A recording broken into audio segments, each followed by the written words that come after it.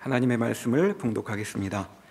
사사기 6장 11절에서 16절까지의 말씀입니다. 구약성경 369면에 있습니다. 사사기 6장 11절에서 16절까지의 말씀입니다. 여호와의 사자가 아비에셀 사람 요아스에게 속한 오브라에 이르러 상수리 나무 아래에 앉으니라. 마침 요아스의 아들 기드온이 미디안 사람에게 알리지 아니하려 하여 밀을 포도주 틀에서 타작하더니 여호와의 사자가 기드온에게 나타나 이르되 큰 용사여 여호와께서 너와 함께 계시도다 하매 기드온이 그에게 대답하되 오 나의 주여 여호와께서 우리와 함께 계시면 어찌하여 이 모든 일이 우리에게 일어났나이까. 또 우리 조상들이 일찍이 우리에게 이르기를 여호와께서 우리를 애굽에서 올라오게 하신 것이 아니냐 한 그 모든 이적이 어디 있나이까. 이제 여호와께서 우리를 버리사 미디안의 손에 우리를 넘겨주셨나이다 하니 여호와께서 그를 향하여 이르시되 너는 가서 이 너의 힘으로 이스라엘을 미디안의 손에서 구원하라. 내가 너를 보낸 것이 아니냐 하시니라. 그러나 기드온이 그에게 대답하되 오 주여 무엇으로 이스라엘을 구원하리이까. 보소서 나의 집은 므낫세 중에 극히 약하고 나는 내 아버지 집에서 가장 작은 자니이다 하니 여호와께서 그에게 이르시되 내가 반드시 너와 함께 하리니 내가 미디안 사람 치기를 한 사람을 치듯 하리라 하시니라. 아멘. 사사기 말씀을 처음 강의를 시작하면서 나누었던 말씀이 기억이 납니다. 가장 절망이 극심하고 암울한 시대라고 말할 수 있는 이 사사 시대가 사실 그 내면에는 말할 수 없는 하나님의 놀라우신 은혜가 부어지는 시대였다라고 하는 사실입니다. 이스라엘 백성들은 실수와 실패를 반복하고 있지만 하나님께서 포기하지 아니하시고 그들을 가장 큰 구원의 자리, 은혜의 자리로 이끌고 계십니다. 사사기 저자가 사사기를 기록하면서 이 말씀을 듣는 모든 자들에게 드러내고 싶은 가장 분명한 메시지는 하나님이 함께 하시는 자리에서 부어지는 그 구원의 능력과 은혜가 가장 우리에게 크다라고 하는 것입니다. 이스라엘 백성들의 현실은 낙심과 또 좌절과 절망이 가득한 자리를 지나오고 있습니다. 그리고 그 현실을 바라보고 있는 그들의 이해는 하나님이 우리를 버리셨다. 하나님이 우리와 함께 하시지 않아서 우리가 이 고통스러운 현실을 겪고 있다라고 하는 이해입니다. 그러나 하나님은 이스라엘 백성들을 잊어버리신 적도 없고 버리신 적도 없습니다. 이 같은 상황을 바라보는 간극의 차이에서 하나님은 끝까지 자기 백성을 향하여서 하나님의 약속과 소망의 말씀을 주시기를 그치지 않고 있습니다. 오늘 함께 읽은 본문은 기드온이 사사로 세움을 받고 있는 본문입니다. 지난번 설교 때 이 본문을 똑같이 봤습니다.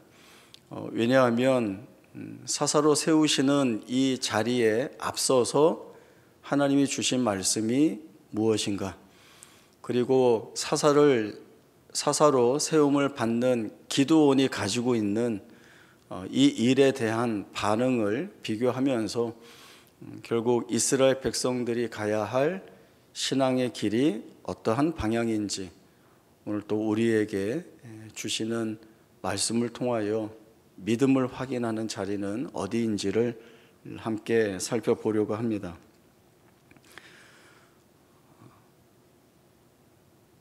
그 비참한 절망의 삶을 반복하여 살아오고 있습니다. 죄를 범하였을 때 하나님께서 이스라엘 백성들을 이방 민족에 넘기셔서 압제 속에서 많은 고통을 겪게 하십니다.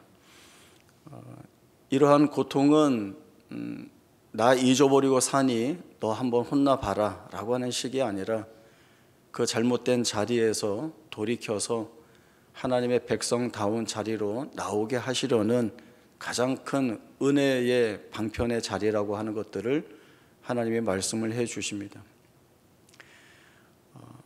하나님은 사사를 보내어서 구원을 주시고 그리고 그 구원의 은혜의 날들을 이스라엘 백성들이 누리게 하십니다.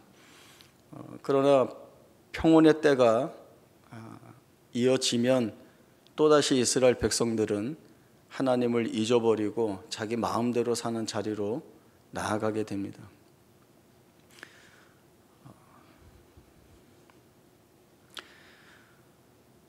이 같은 반복은 이스라엘 백성들이 하고 있는 실수이면서도 또 자기들의 욕심을 버리지 못하고 있는 경우이기도 합니다. 그러나 앞서 드린 말씀대로 하나님이 이 이스라엘 백성들을 포기하지 않고 여전히 그들과 함께 하시면서 하나님이 이루어 가실 일들을 행하십니다. 기드온을 찾아오신 여호와의 사자가 큰 용사여라고 부릅니다. 그러나 이 기드온은 용사이지 않습니다. 자기 말대로 므낫세 집안의 가장 약한 자이고 또 자기 자신은 자기 집안 안에서 가장 작은 자입니다. 그에게는 용맹성이나 또 지략이나 또 나라를 구할 만한 영웅의 모습이 전혀 보이지 않습니다. 그러나 그런 그를 큰 용사여라고 부를 수 있는 것은 그 뒤에 덧붙여 주시는 말씀 때문입니다. 여호와께서 너와 함께 계시도다라고 하는 겁니다. 기드온 한 사람으로 보면 그는 아무것도 행할 수 없는 유약한 사람입니다. 오늘 본문 말씀을 통해서도 보면 기드온은 포도주 틀에서 밀을 타작하고 있습니다. 밀을 타작하는 방식은 밀에 적당한 힘을 가하여서 그 껍질을 벗겨내는 겁니다. 그 작업을 하게 되면 껍질이 부서져 많이 날려 나가기 때문에 이 밀을 타작하는 작업은 바깥 외부에서 반드시 해야 합니다. 반대로 포도주 틀은 포도주를 만들어내는 기구인데 수확한 포도를 그 안에 넣고 일정한 압력을 가해서 으깨면 포도주를 얻게 됩니다. 좋은 포도주를 얻기 위한 제일 첫 번째는 여기에 불순물이 들어가면 안 됩니다. 그래서 잘 정리되고 가급적이면 먼지 하나 날리지 않는 정리정돈이 잘 된 실내에서 이 일을 해야 합니다. 기드온이 포도주 틀에서 밀을 타작하는 작업을 하고 있다라고 하는 것은 앞뒤 상황이 맞지 않는 상황입니다.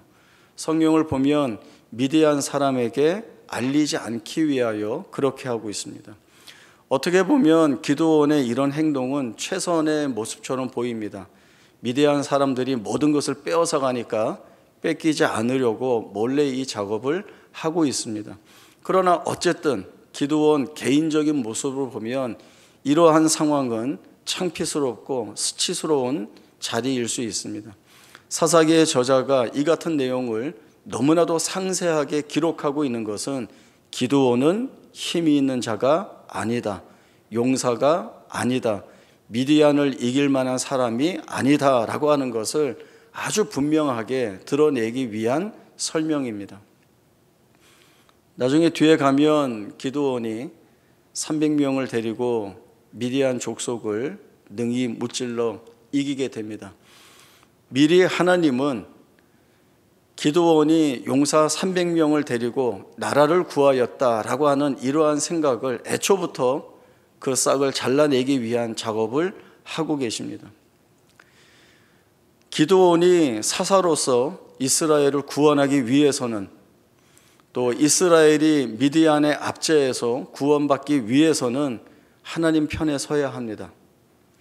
그리고 무엇을 알아야 하는가 하면 하나님이 우리와 함께 하고 계시다라고 하는 사실을 알아야 합니다.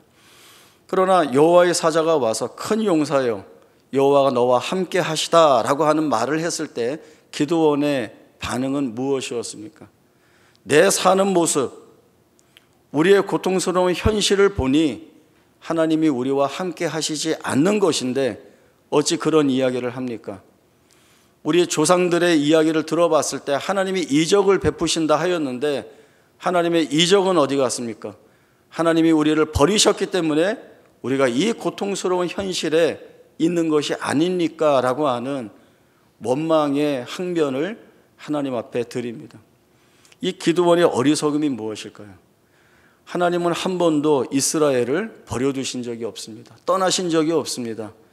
늘 이스라엘과 함께 하셨고 그들이 하나님을 버리는 자리에서도, 그들이 하나님을 외면하는 자리에서도 우리는 하나님의 백성이 아니라 우상을 따르는 자들이라는 이야기를 하는 그때에도 하나님은 이 이스라엘 백성들을 붙들고 계셨습니다. 이것이 기드온이 가지고 있는 하나님에 대한 생각, 이스라엘이 가지고 있는 생각입니다. 그러나 분명 다릅니다.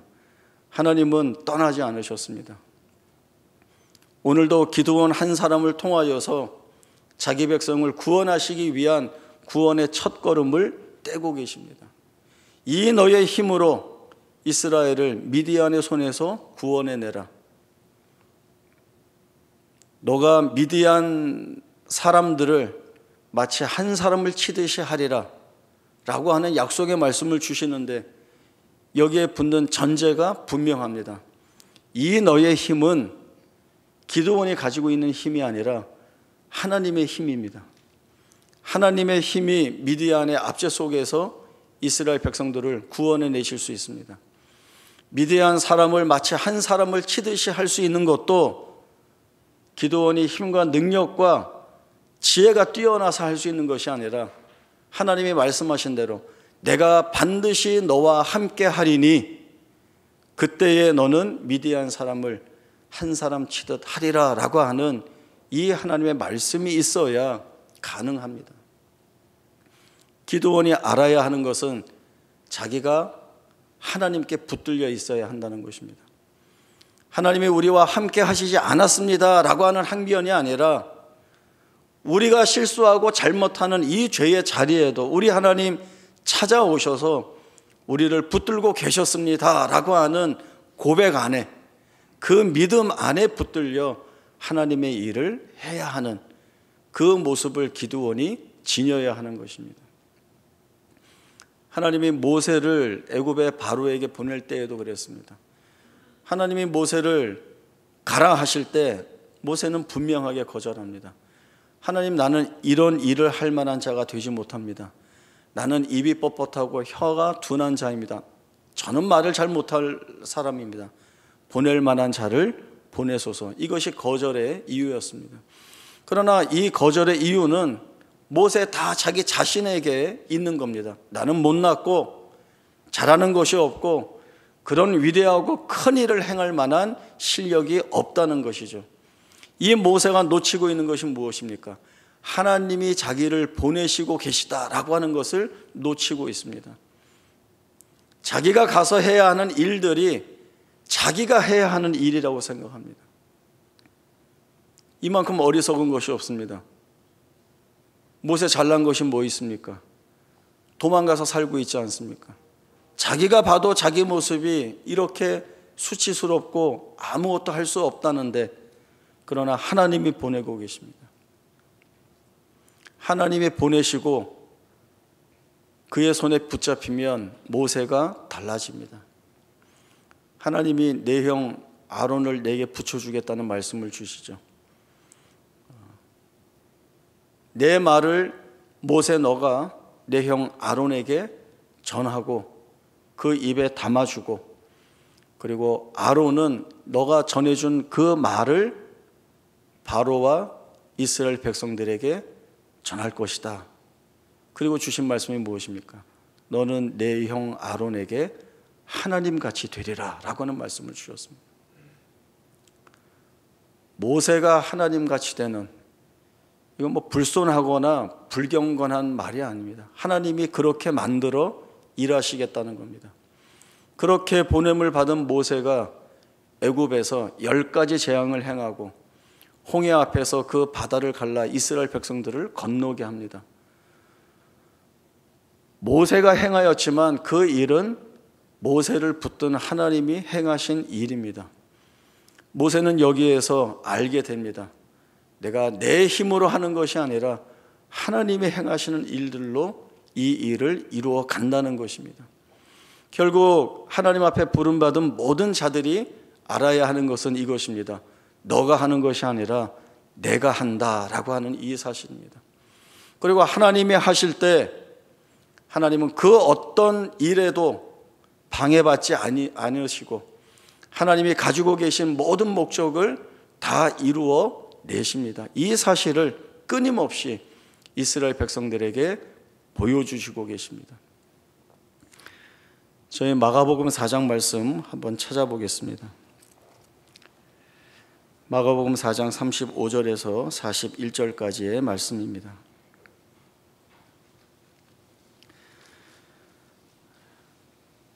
마가복음 4장 35절부터 41절입니다. 그날 저물 때에 제자들에게 이르시되 우리가 저편으로 건너가자 하시니 그들이 무리를 떠나 예수를 배에 계신 그대로 모시고 가매 다른 배들도 함께 하더니 큰 광풍이 일어나며 물결이 배에 부딪혀 들어와 배에 가득하게 되었더라.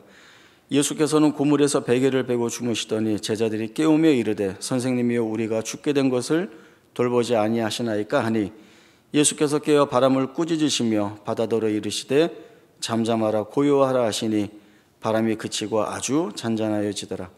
이에 제자들에게 이르시되 어찌하여 이렇게 무서워하느냐 너희가 어찌 믿음이 없느냐 하시니 그들이 심히 두려워하여 서로 말하되 그가 누구이기에 바람과 바다도 순종하는가 하였더라. 자, 예수님이 제자들과 함께 배를 타고 가고 계십니다. 그리고 그 배를 타고 가시다가 광풍을 만나게 됩니다. 광풍을 만나서 바다의 물결이 거세지자 마가복음의 내용을 보니까 물이 배 안에 차게 됩니다. 그러면 배는 침몰의 위기를 겪게 됩니다. 예수님의 제자들은 어부 출신입니다. 숱한 바다에서의 경험이 있기 때문에 이런 때에 배를 안전하게 지키려면 어떻게 해야 되는가라고 하는 것을 누구보다도 잘 알고 있고 자기들이 할 수 있는 모든 노력들을 다 동원했을 것입니다. 그럼에도 이 광풍의 위력이 너무나 거세기 때문에 이제 자기들이 할 수 있는 한계를 뛰어넘게 되자 예수님께 소리칩니다. 선생님이요, 우리가 죽게 되었는데 우리를 살펴보시지 않습니까? 라고 하는 외침입니다. 예수님이 깨어 일어나 바람과 바다를 잔잔하게 하시고 제자들에게 주신 말씀이 너희 어찌하여 두려워하느냐 너에게 어찌 믿음이 없느냐라고 하는 말씀을 주십니다. 너희가 어찌하여 두려워하느냐라고 하는 말씀은 제자들이나 이 말씀을 읽는 우리 모두가 받아들일 수 있는 말씀입니다. 정말 무서워하고 두려워할 만한 상황이었고 이제 그 상황이 잘 정리되었기 때문에 왜 두려워하느냐 이까짓 게 뭐가 무섭다고 라고 할 수 있는 그 예수님의 꾸중 아닌 꾸중을 들을 수 있습니다. 그러나 예수님이 너희가 어찌 믿음이 없느냐라고 하는 말씀을 왜 이 상황 가운데에서 꺼냈을까요? 왜 이 문제를 믿음이라고 하는 문제로 끌어가고 계실까요? 여기서 저희들이 생각해 볼 것들이 참 많이 있습니다. 첫 번째는 예수님이 배에 함께 계시지만 광풍이 불어닥쳐 위험하게 되었다라고 하는 사실들을 저희들이 봐야 합니다. 제자들은 예수님에 대하여 어떤 기대가 있었을지 모릅니다. 예수님은 하나님의 아들로서 이 땅에 오셨고 숱한 이적과 기적을 행하신 권능이 있으신 분이기 때문에 무의식적으로라도 예수님과 함께 이 배를 타고 가면 잔물결 하나 일어나지 않고 평안히 가야 되지 않겠는가라고 하는 생각을 가질 수 있습니다. 이러한 생각들은 하나님이 우리와 함께 하신다면 우리에겐 그 어떤 고난이나 시련이나 시험이 없어야 한다라고 하는 생각과도 연결될 수 있습니다. 그러나 현실은 어땠습니까? 광풍 속에 그대로 노출되었습니다. 죽을 위기에 이 제자들이 처했습니다. 그리고 거기에서 놀랄 만한 일이, 예수님이 우리와 함께 하시는데 어떻게 이런 일이 일어나는가? 예수님 빨리 일어나서 이 일을 살펴주십시오라고 하는 그 외침밖에, 그 비명밖에 할 수 없는 겁니다. 그러나 예수님이 이 문제를 믿음의 문제로 끌고 가신 것은 내가 너희와 함께 있는데 왜 두려워하느냐라고 하는 말씀입니다. 너희들의 현실 속에서 실제 광풍을 겪고 그래서 매우 위협적이고 위험한 일들이 너희에게 있다 할지라도 지금 이 배에 지금 내가 너희와 함께하고 있다는 이 사실이 왜 너희를 이 두려움 속에서 건져내지 못하고 있느냐, 믿음의 문제가 아니겠느냐라고 하는 말씀을 주십니다. 이 문제는 쉽지 않습니다. 우리의 눈에 걸리는 것들이 있죠. 우리가 가지고 있는 기대와 소원들이 있습니다. 우리가 붙들고 있는 것들이 있습니다. 그리고 이것들이 무너지지 않아야 우리가 힘이라고 할 수 있는, 우리가 어떤 지위라고 할 수 있는, 능력이라고 할 수 있는 것들을 확보함으로 우리가 평온하고 안전할 수 있다는 생각을 늘 갖습니다. 혹시 늘 무엇으로 다가옵니까? 내가 힘이 있어야, 내가 나를 지키고 내 안전과 안녕을 지켜갈 수 있다라고 하는 생각입니다. 하나님은 여지없이 그 생각을 깨십니다. 너희의 힘 나여야 하고, 너희의 지위 나에게서 부어져야 하고, 너희의 안정과 안녕, 그 모든 복과 은혜들은 나를 근원으로 하여서 주어져야 한다라고 하는 말씀입니다. 예수님은 이 같은 사실들을 제자들에게 분명하게 가르쳐 주십니다. 광풍은 우연히 일어난 것도 아니고 예수님의 제자들을 시험해 보기 위하여 일부러 주무신 것도 아닙니다.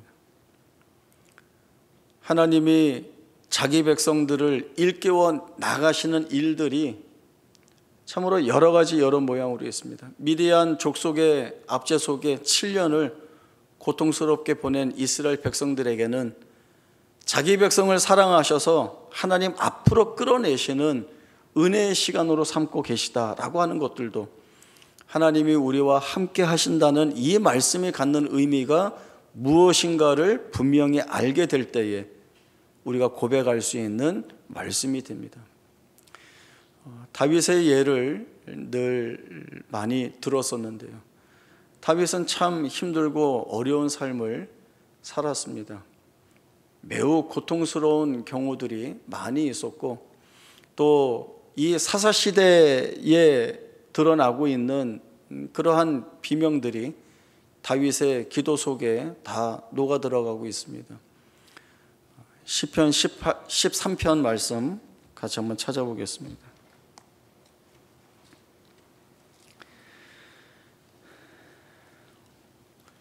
시편 13편 1절에서 6절입니다. 여호와여 어느 때까지니까 나를 영원히 잊으시나이까? 주의 얼굴을 나에게서 어느 때까지 숨기시겠나이까?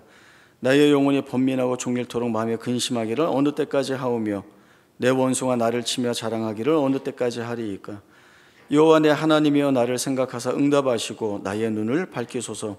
두렵건대 내가 사망의 잠을 잘까 하오며 두렵건대 나의 원수가 이르기를 내가 그를 이겼다 할까 하오며 내가 흔들릴 때에 나의 대적들이 기뻐할까 하나이다. 나는 오직 주의 사랑을 의지하여 싸우니 나의 마음은 주의 구원을 기뻐하리이다. 내가 여호와를 찬송하리니 이는 주께서 내게 은덕을 베푸심이로다.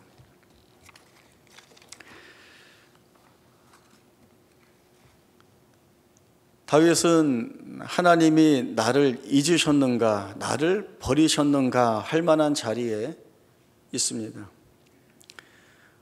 하나님의 약속의 말씀은 늘 다윗에게 함께하여 주시고 또 은혜를 베풀어 주시는 하늘 아버지로서 그 곁을 지키고 계시다라고 하는 말씀은 끊이지 않고 주셨습니다. 그럼에도 이 다윗이 하나님이 나를 잊으셨는가 버리셨는가 라고 하는 것은 다윗이 보고 있는 자기의 현실 속에서 토해내는 비명입니다. 그 어디에도 소망이 드러나 보이지 않고 구원의 여력이 드러나지 않습니다. 여기는 망하는 자리일 수밖에 없고 다 끝나는 자리일 수밖에 없다는 한숨과 푸념이 나올 수밖에 없는 현실에 그대로 내몰리고 있습니다. 그런 자리에서 그 비명을 토해내는 것은 연약하고 부족한 인간이 할 수 있는 모습입니다. 그런 모습이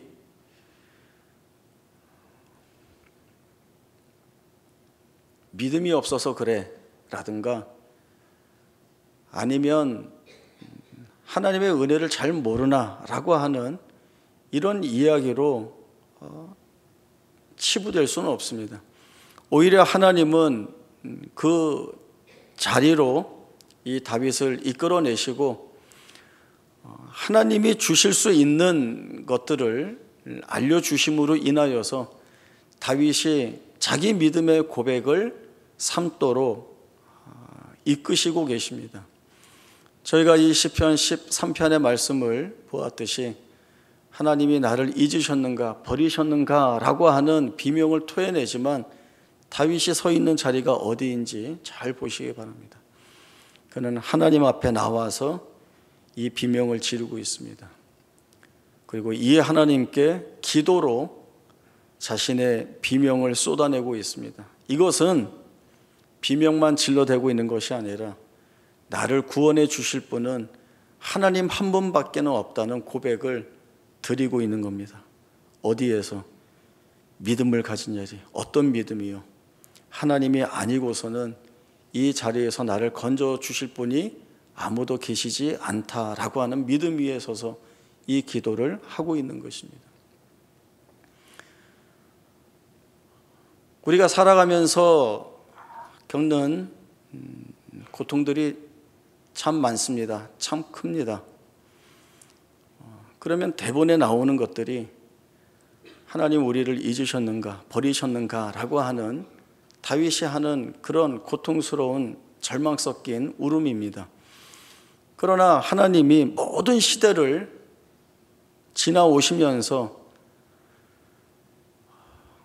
사사들을 세워 구원을 허락하시고 믿음의 선진들의 삶을 통하여 우리에게 말씀하시는 바는 내가 너희와 함께하고 있다라고 하는 이 약속의 한 말씀입니다. 우리는 그저 멋있게 보이는 하나님이 함께 하신다, 임마누엘이라고 하는 이 말씀이 갖는 의미가 무엇인지를 알아가야 합니다.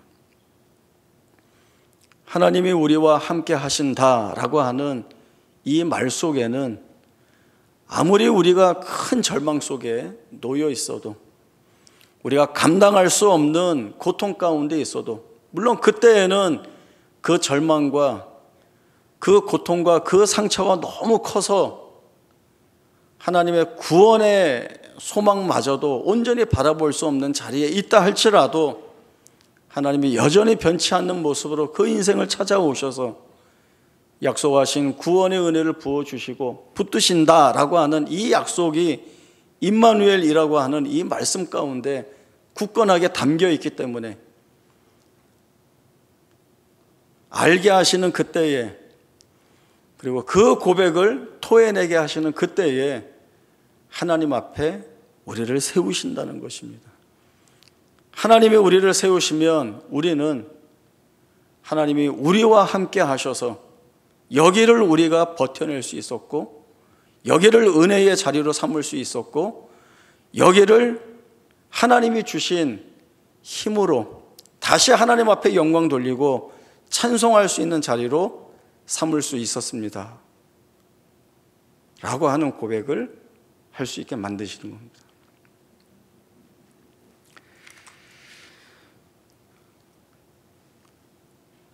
하나님이 함께 하신다라고 하는 말씀이 우리에게 힘일 수밖에 없는 이유가 바로 여기에 있습니다. 하나님이 우리와 함께 하시면 그 모든 것에 은혜를 담으시고 그리고 우리를 하나님의 영광과 그 복됨이 충만한 자리에 세우십니다. 그것은 그냥 평안하게 잘 사는 곳으로서가 아니라 창조주로부터 지음받은 피조물이 주 앞에 올려드릴 수 있는 가장 복된 고백을 하는 자리, 우리에게 너무나 큰 영광의 자리로 하나님이 우리를 인도하고 계시다는 약속입니다. 이 약속이 우리를 얼마나 위대하게 만드는지 그리고 복되게 만드는지를 우리의 삶으로 증언을 해내야 합니다. 이 담대한 믿음의 고백이 우리의 삶 가운데 채워지기를 바랍니다. 기도하겠습니다. 하나님 아버지 은혜를 감사합니다.